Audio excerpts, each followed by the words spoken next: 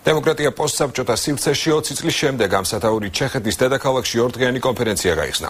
პოსტსაბჭოთა სივრცის ყოფილი და მოქმედი ლიდერები პრაღაში დემოკრატიის საკუთარ ქვეყნებში გამოწვევებზე საუბრობენ. საქართველოს მხრიდან კონფერენციას კოალიცია ქართული ოცნების ლიდერი ირაკლი ალასანია ესწრება, რომელიც მოხსენებით გამოვიდა.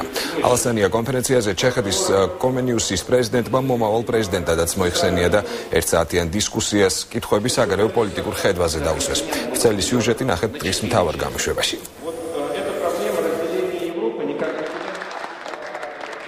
ძალიან საინტერესო შეკითხვები იყო ზოგადად ჩვენს კოალიციის საომავლო საგარეო პოლიტიკურ ხედვებზე, განსაკუთრებულ რეგიონალურ პოლიტიკაზე, ჩვენს ხედვაზე ნატოში და ევროკავშირთან გაწევრიანებით, რაც მთავარი ესე იგი ჩვენი ამოცანაა ქართული ოცნების და მე გამიხარდა რომ დაწყებული ყოფილი პრეზიდენტები და დამთავრებული ელჩებით ყველა თან ხვდება იმაში, რომ საქართველოს აქვს დიდი პოტენციალი და შესაძლებლობა გახდეს რეალური დემოკრატია, რომ საქართველო გახდება ევროსაბჭოს, ევროკავშირის უფროსწორი და ნატოს წევრი და რაც მთავარია, საქართველოს შესწევს უნარი გახდეს ძლიერი პარტნიორი ყველა ჩვენი მეზობლისთვის. აქედან გამომდინარე ამ არჩევნებს დიდ ყურადღებას ანიჭებენ, იქნება უპრეცედენტო დაკვირვება.